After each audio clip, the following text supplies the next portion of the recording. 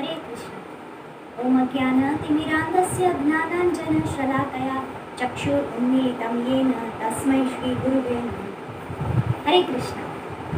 हम लोग ने लास्ट टाइम जगन्नाथपुरी के बारे में थोड़ा जाना था। उसमें हमने कैसे ब्रह्मा जी को इंद्रदुम्न राजा ने बुलाया और प्राण प्रतिष्ठा करवाई दारु ब्रह्म यानी कि जगन्नाथ के विग्रह की, तो जो लकड़े में से बना। तो इस तरह से हमने थोड़ा जगन्नाथपुरी के बारे में देखा। आज हम जो मुख्य मंदिर है वहाँ पे जगन्नाथपुरी का जो श्री मंदिर है, भगवान जगन्नाथ का मंदिर, उसके बारे में थोड़ा जानेंगे।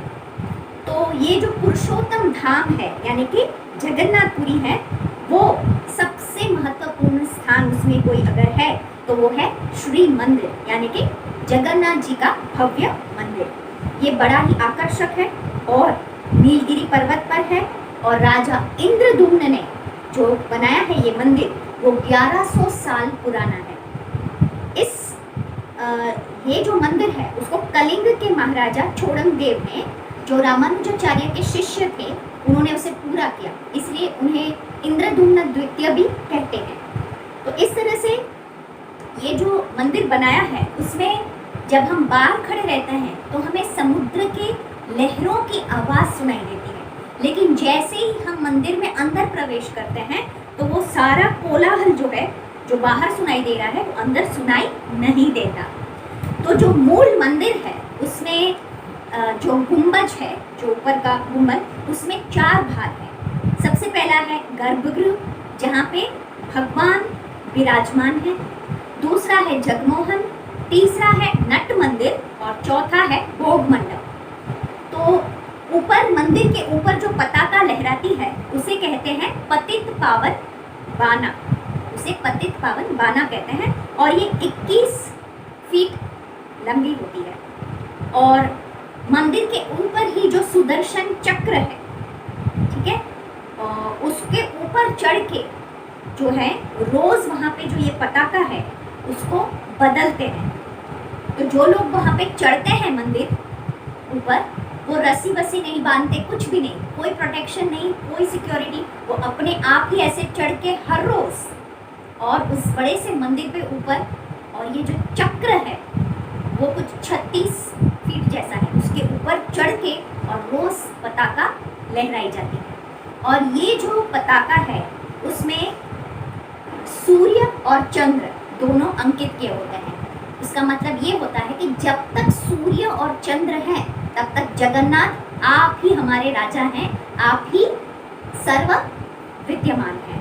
तो इस तरह से वो पताका लहराई जाती है। जिस वेदी पर भगवान विराजमान है उसे रत्न सिंहासन कहते हैं। और ये जो रत्न सिंहासन है वो नेपाल की गंडकी नदी जो है उसमें जो शालिग्राम मिलते हैं, वो शालिग्राम शिला में से ये सिंहासन बना हुआ है। तो जो भगवान हैं उनकी जो सेवा करते हैं, 2 प्रकार के लोग अंदर जाके उनकी सेवा कर सकते हैं। एक तो वहाँ के जो पूजा पांडा हैं, वो जो रोज़ का रोज़ वहाँ पूजा करते हैं, आरती, वस्त्र बदलते हैं, माला करते हैं, माला पहनाते हैं, ऐसे वो। और दूसरे जो वहाँ के राजा हैं वो वहाँ चढ़ के और भगवान की सेवा कर सकते हैं। उसी तरह नेपाल के राजा भी वहाँ पे जाके भगवान की इस तरह से सेवा, जो अंतरंग सेवा है, वो कर सकते हैं। क्योंकि जैसे मैंने कहा उनकी जो वेदी है, उनका जो सिंहासन है, रत्न सिंहासन जिसे कहेंगे, वो गंडकी नदी के शालिग्राम में से बने हुए हैं। और जगन्नाथपुरी में अगर हम जाते हैं तो 2 कार्य हमें अवश्य करने हैं। एक, जितना हो सके हमें भगवान का दर्शन करना है, जितना हो सके मन भर के। ये सबसे महत्वपूर्ण है कि हम वहाँ पे जब जाते हैं तो भगवान का जितना हो सके उतना दर्शन करना चाहिए। और दूसरा, हमें जितना हो सके उतना महाप्रसाद खाना चाहिए। तो इस तरह से जब ये स्नान यात्रा हुई और 15 दिन जब भगवान का मंदिर बंद रहता है, दर्शन नहीं होते, तब जब नेत्रोत्सव होता है और भगवान के दर्शन खुलते हैं 14 दिन के बाद, तो चैतन्य महाप्रभु जी जो थे वो अंदर वहाँ पे गर्भगृह में जाके वहाँ पे दर्शन करते थे। पहले सब लोगों को गर्भगृह में जाने दिया जाता था, लेकिन अब गर्भगृह में अंदर किसी को जाने नहीं देते। जबकि अगर हमें वहाँ जाना है दर्शन करने के लिए तो हम लोगों को जहाँ जो थोड़े दूर से हम दर्शन करते हैं वो है जगमोहन। वो उसको जगमोहन कहते हैं। सारे लोग वहाँ जगमोहन में आके और भगवान के दर्शन कर सकते हैं। और चैतन्य महाप्रभु हमेशा कहते थे जगमोहन परे मुंडे जाओ, यानी कि भगवान आप मेरे पे इतनी कृपा करें कि मेरा जो ये सिर है वो हमेशा जगमोहन के चरण कमल में रहे। तो इस तरह से ऐसा है। अच्छा, एक विशेष लीला मुझे याद आ रही है। हुआ ये कि एक माली परिवार में एक प्रभु जी थे जिनका नाम था मणिदास, और वो भगवान के बहुत बड़े भक्त थे। वो अपने परिवार के साथ जगन्नाथपुरी आए वहाँ पे दर्शन करने के लिए। दर्शन करके सब लोग वापस लौटने लगे, लेकिन ये जो था मणिदास, उसको वापस जाने की इच्छा नहीं हुई। उसने बोला नहीं आप लोग जाओ, मैं थोड़े दिन इधर रहूँगा। और फिर वो क्या करता था, जगमोहन में बैठ के उसने नारियल के करताल बनाए थे, और वो नारियल के करताल बजाता था और हरे कृष्ण महामंत्र का पूरा दिन वहाँ पे बैठ के जप करता था। हरे कृष्णा कृष्ण कृष्ण हरे हरे, हरे राम राम राम हरे हरे, ऐसे करके वो पूरा दिन वहाँ पे बैठ के कीर्तन करता था। एक दूसरा पंडित था, वो भी जगमोहन में बैठ के और वो वहाँ पे पढ़ता था विष्णु पुराण। तो उसने उसे कहा, वो पंडा जो था पंडित, उसने कहा अरे तुम क्या पूरा दिन ये जप करते रहते हो, मुझे बहुत डिस्टर्ब होता है, मैं विष्णु पुराण पढ़ रहा हूँ, जाओ तुम यहाँ से जाओ, कहीं और जाके जप करो। तब ये जो मणिदास था उसने कहा ठीक है, और उसने वहाँ करताल फेंक दी और वो चला गया अपने घर और उसने खाना पीना छोड़ दिया। जब भगवान को पता चला कि मेरे भक्त ने खाना पीना छोड़ दिया है, तब वो उनके स्वप्न में आए और उनसे प्रार्थना की कि आप प्लीज जल ग्रहण करो, मैं आपको वो स्थान जो आपको चाहिए जब के लिए वो दिलवा रहा हूँ। और भगवान फिर उस राजा के भी स्वप्न में आए और उन्होंने जाके कहा जाओ मणिदास से जाके क्षमा मांगो, क्षमा याचना करो और उनसे कहो कि आप कल आइए और यहीं पे बैठकर जहाँ पे आप कीर्तन कर रहे थे वहाँ पे आप बैठ के हर रोज सुबह से लेकर शाम तक कीर्तन करिए। तो इस तरह से भगवान जो है उन्होंने क्या किया, इस समस्या का समाधान किया और अपने भक्त की मदद की। और यहाँ पे इस लीला से भगवान ये भी समझाना चाहते हैं कि भगवान का नाम है वही सब कुछ है। और उन्होंने राजा को ये भी कहा कि तुम एक काम करो, वो पंडित जो वहाँ विष्णु पुराण पढ़ रहा है उसे कहो बाहर जो लक्ष्मी जी का मंदिर है वहाँ पे बैठ के विष्णु पुराण पढ़े। तो इस तरह से भक्ति विनोद ठाकुर भी कहते हैं कि नाम बिना किछु नाही 14 भुवन माही। इस 14 भुवन में भगवान हरि के नाम के सिवाय और कुछ भी नहीं है। इस तरह से ये एक लीला हुई थी। अब तीसरा जो है वो है नट मंदिर, यानी कि नाट्य मंदिर भी कहते हैं उसको और नट मंदिर भी कहते हैं। तो वहाँ पे अलग अलग स्तंभ हैं और एक स्तंभ जो है उसे कहते हैं गरुड़ स्तंभ, क्योंकि वो स्तंभ के ऊपर गरुड़ विराजमान है। तो चैतन्य महाप्रभु जब भी दर्शन करने आते थे जगन्नाथपुरी में तो वो दर्शन करके वहाँ गरुड़ स्तंभ के पास में ही खड़े रहते थे। आज भी जब आप गरुड़ स्तंभ वहाँ जाएंगे मंदिर में तो जहाँ गरुड़ स्तंभ है उसके पास की जो दीवार है उस पर चैतन्य महाप्रभु के उंगलियों के निशान हैं। वहाँ पे वो इतने भाव में आ जाते थे कि पत्थर भी पिघल जाता था। उनका हाथ वो वहाँ रखते थे और उनकी उंगलियों के वहाँ पे निशान हैं। तो जब हम लोग प्रवेश करते हैं मंदिर में तो गरुड़ स्तंभ आता है, तो सब लोग क्या करते हैं, गरुड़ स्तंभ को आलिंगन करते हैं। तो जब हम गरुड़ स्तंभ को आलिंगन करते हैं तो उससे हमारे जीवन की सारी व्याधियाँ जो हैं वो नष्ट हो जाती हैं। इस तरह से ये गरुड़ स्तंभ है। इवन भक्ति सिद्धांत सरस्वती ठाकुर भी जब भी वहाँ जाते थे तो वो गरुड़ स्तंभ के पास ही खड़े रहते थे, क्योंकि वो हमेशा कहते थे अपने जो डिवोटी से उनसे कहते थे कि जो भगवान है वो हमेशा अपने भक्त को देखते हैं, यानी कि गरुड़ को देखते हैं। हो सकता है कभी मेरे ऊपर भी उनकी दृष्टि पड़ जाए और मुझ पे कृपा हो जाए।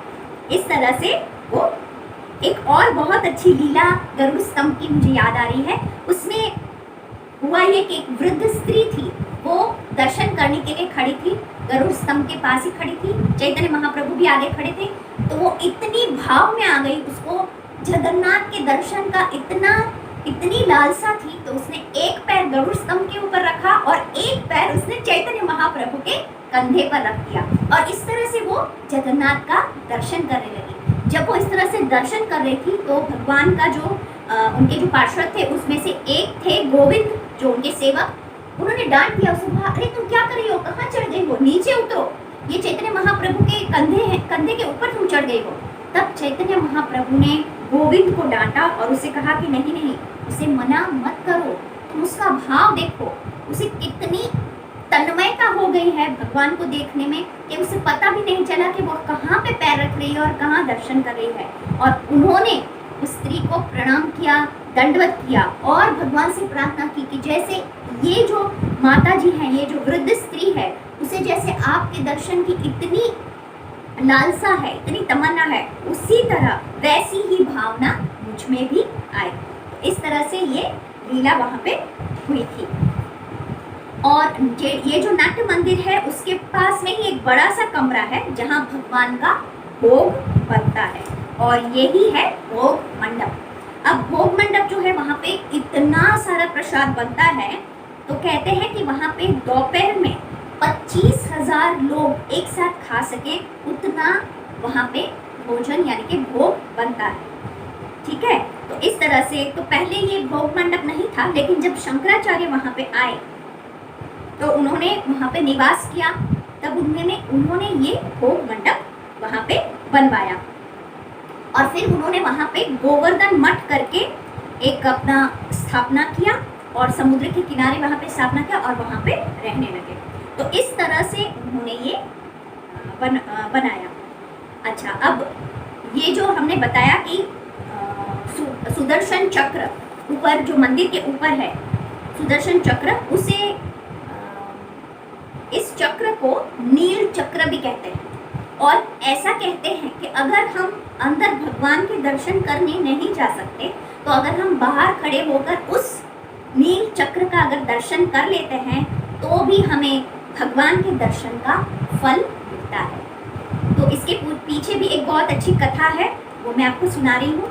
हुआ ये कि एक बार सुदर्शन चक्र को बहुत घमंड हुआ कि अरे मेरे जैसा तो कोई सेवक भगवान का है ही नहीं, मेरे जैसा तो कोई दास ही नहीं है। अब भगवान को पता चल गया कि मेरे दास को अभी क्या हो रहा है, अभिमान हो रहा है। तो जैसे ही भगवान को पता चला, उन्होंने कहा इसका अभिमान तोड़ना पड़ेगा। तो उसने सुदर्शन चक्र को बोला, सुदर्शन यहाँ आना। बोला जी प्रभु जी। तो बोले एक काम करो, तुम जाओ और हनुमान को बुला के लाओ, मुझे उससे काम है। तो सुदर्शन चक्र ने कहा ठीक है, और वो फुर फुर फुर फुर फुर करके फटाफट से पहुंच गया हनुमान जी के पास और उन्हें बोला आपको भगवान बुला रहे हैं, उनको आपसे कुछ बात करनी है, आपका काम है। हनुमान ने कहा ठीक है, मैं थोड़ा जप कर रहा हूँ, तुम चलो मैं आता हूँ। बोला नहीं नहीं तुम चलो, मैं तुम्हें अपने साथ ले जाता हूँ, मैं इतना तेज गति से जाता हूँ, तुम चलो मेरे साथ। उसने बोला नहीं नहीं तुम पहुँचो, मैं पहुँचता हूँ। और सुदर्शन चक्र गया और उसने सोचा अभी हनुमान आएगा तो मैं उसे आने ही नहीं दूंगा। और हमें पता है कि जगन्नाथपुरी के 4 द्वार हैं, तो उन्होंने क्या किया, सुदर्शन ने अपने आप को 4 में विभाजित कर दिया और जो उनके द्वार हैं मंदिर के, वहाँ पे घूमने लगा। हनुमान जी जब आए तो उन्होंने कहा अरे सुदर्शन हटो, मुझे अंदर जाने दो। उन्होंने अरे अरे आप दूसरे रास्ते से जाइए, दूसरे द्वार पे, वहाँ पे भी सुदर्शन घूम रहा था। तो बोला अरे, बोले वहाँ तीसरे तो तीसरे में जाते हैं, वहाँ भी घूम रहा है। फिर चौथे में गए तो वहाँ भी घूम रहा था, पर वो अंदर नहीं आने दे रहा था हनुमान को। अब हनुमान को लगा कि ये क्या हो रहा है, तो उन्होंने भगवान से प्रार्थना की और जैसे ही 2 हाथ जोड़ के प्रार्थना की, उनके 6 और हाथ आ गए, यानी कि वो अष्टभुजा हो गए। अष्टभुजा 4 हाथों में उन्होंने सुदर्शन चक्र जो 4 थे उसको पकड़ लिया और 2 हाथों में वो जो है वो कीर्तन कर रहे थे और 2 हाथ जोड़े हुए थे, 2 हाथ से कीर्तन कर रहे थे और वो अंदर आए। जैसे उन्हें प्रवेश किया, जगन्नाथ भगवान ने उन्हें देखा, उन्हें पता चल गया कि उन्होंने सुदर्शन को पकड़ लिया है। तब उन्हें कहा ये क्या हुआ। बोले क्या करूं, आप ही ने सुदर्शन को भेजा था और सुदर्शन ही मुझे अंदर नहीं आने दे रहा था, इसलिए मैंने इसे पकड़ लिया है। तब सुदर्शन चक्र को बहुत ग्लानि हुई, उसे पता चला कि वो क्या कर रहा था। उसने क्षमा मांगी भगवान से कि मुझे अभिमान हो गया था कि मैं ही सबसे अच्छा दास हूँ आपका, तो मुझे क्षमा कर दीजिए। भगवान ने कहा नहीं, तुमने अभिमान किया तो तुम्हें दंड तो मिलेगा, और दंड ये है कि अब से तुम मेरे राइट हैंड में नहीं लेकिन लेफ्ट हैंड में, ठीक है, और वो भी एक डंडे के रूप में रहोगे। तो जब भी हम जाते हैं दर्शन करने, आप लोगों ने भी देखा होगा कि जगन्नाथ बलदेव जी, बीच में सुभद्रा देवी और लेफ्ट हैंड साइड में, भगवान के लेफ्ट हैंड साइड में सुदर्शन चक्र है, लेकिन वो डंडे के रूप में है। तब वो बहुत पछताते हैं, वो बोलते हैं प्लीज प्लीज आप मुझे क्षमा कर दीजिए, मुझे ऐसा दंड मत दीजिए। बोले और तुम अब मेरा जो मंदिर है उसके ऊपर वहां पे सुदर्शन चक्र है, वहां पे रहोगे। उन्होंने कहा प्लीज मुझ पे कृपा करिए। तो भगवान कहते हैं ठीक है, मैं तुम्हें वरदान भी देता हूँ, 2 वरदान देता हूँ। एक वरदान ये है कि अगर कोई अंदर मंदिर में मेरे दर्शन करने नहीं आ सकता, अगर वो बाहर खड़े होके सुदर्शन का यानी तुम्हारा इस नील चक्र का दर्शन कर लेगा तो उसे मेरे दर्शन का पुण्य फल मिलेगा। और दूसरा, अगर वो बाहर खड़े होकर ही मुझे भोग धराता है तो भी मैं उसका भोग स्वीकार करूंगा। तो इस तरह से उसे 2 बेनेडिक्शंस भी, वरदान भी दिए। तो इस तरह से हमें पता है कि चैतन्य महाप्रभु के भी और इवन प्रभुपाद के भी बहुत सारे ऐसे शिष्य हैं, अनुयायी हैं जो अंदर जगन्नाथ मंदिर में नहीं जा सकते हैं, तो वो लोग बाहर ही खड़े होके और सुदर्शन चक्र को प्रणाम करते हैं, इस नील चक्र के दर्शन करते हैं। ऐसा ही एक और प्रसंग याद आ रहा है मुझे, जिसमें एक बहुत ही गरीब भक्त था भगवान का, जिसका नाम था दास्य बौरी। और वो जो दास्य बौरी था वो कपड़े बेच के उसने एक आम की टोकरी ली, आम की टोकरी लेके वहाँ खड़ा रहा, भगवान से प्रार्थना किया और कहा मैं आपको ये आम भोग में अर्पण कर रहा हूँ, आप प्लीज इसे स्वीकार करिए। और वो एक एक आम दिखा रहा था और गायब हो रहा था। तो वहां से 2-3 पंडित गुजर रहे थे, उन्होंने बोला अरे ये क्या हो रहा है। तब दास्य बौरी ने कहता आप एक काम करिए, अंदर जाके गर्भगृह में देखिए। तब वो पंडित दौड़ते दौड़ते अंदर गर्भगृह में आए और क्या देख रहे हैं कि जगन्नाथ के मुंह पे पूरा आम लगा हुआ है, वहाँ पे छिलके पड़े हुए हैं, वहाँ पे गुठलियाँ पड़ी हुई हैं। तो इस तरह से जो जगन्नाथ भगवान है वो अपने भक्तों के साथ इतने अच्छे लीलाएं और उनसे ऐसे आदान प्रदान करता है। एक बार हुआ ये कि दास्य बौरी जगन्नाथपुरी नहीं आ सके और वहाँ से एक संघ आ रहा था, तो उन्होंने उनमें से एक उनके मित्र जो आ रहे थे उनको एक नारियल दिया कि ये तुम जगन्नाथ जी को अर्पण करना, वहाँ पे गरुड़ स्तंभ के पास खड़े होके। और अर्पण कैसे करना? तो उसने बोला हाँ ठीक है। बोले नहीं, जगन्नाथ भगवान खुद अपना हाथ लंबा करके ये नारियल ग्रहण करेंगे और तभी तुम समझना कि भगवान ने मेरा ये जो भोग है वो ये नारियल है वो स्वीकार किया। और ऐसा ही हुआ। इस तरह से भगवान अपने शुद्ध भक्तों के साथ बहुत ही सारी लीलाएं जगन्नाथपुरी में की। हम लोग थोड़ी और भी लीलाएं अगले हमारा जो होगा सेशन उसमें देखेंगे। ये जो जगन्नाथ का मंदिर है उसके आसपास भी 100 और छोटे छोटे अंदर मंदिर हैं, उनके बारे में भी हम लोग नेक्स्ट टाइम चर्चा करेंगे। और ये भी हमने बात की कि जगन्नाथपुरी के 4 द्वार हैं। पहला द्वार है सिंह द्वार, और जो सिंह द्वार है ये सबसे महत्वपूर्ण है क्योंकि इसी द्वार से चैतन्य महाप्रभु हमेशा अंदर जाते थे, वहीं से प्रवेश करते थे। तो जो सिंह द्वार है उसमें 2 बाहर बड़े शेर हैं और वो बल और धर्म का प्रतीक है। इस तरह से ये सिंह द्वार है। तो हमें हम लोग जब भी जगन्नाथपुरी जाएं तो हमें इसी सिंह द्वार से प्रवेश करना चाहिए।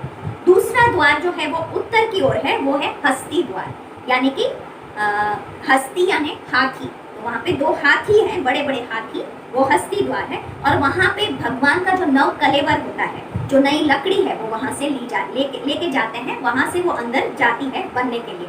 और वहाँ से कहते हैं कि देवी और देवता वहाँ से अंदर जाते हैं भगवान का दर्शन करने के लिए, वहाँ से प्रवेश करते हैं। तीसरा जो है वो है अश्वद्वार। अश्वद्वार में ऐसा है 2 सैनिक 2 घोड़ों के ऊपर बैठे हुए हैं और कहा जाता है कि राजा के परिवार के लोग यहाँ से प्रवेश करते हैं। और इससे होता क्या है कि यहाँ से प्रवेश करने से उनके धन धान्य पुत्र सुख उनको प्रदान होता है। और चौथा जो है वो है व्याघ्र द्वार। अब जो लोग भौतिक इच्छा जिनकी बहुत इच्छा होती है कि मुझे लाभ हो, मुझे भौतिक इच्छाएं बहुत हैं, वो इस द्वार से प्रवेश करते हैं। जैसे कि भगवान के जो सेवक हैं वो सब इस द्वार से, जो पंडा है, जो पंडित है, वो इस द्वार से अंदर जाते हैं। जगन्नाथपुरी धाम की जय। हरे Krishna. Thanks for watching this video and please do subscribe to our channel and press the bell icon for getting new updates. Thank you.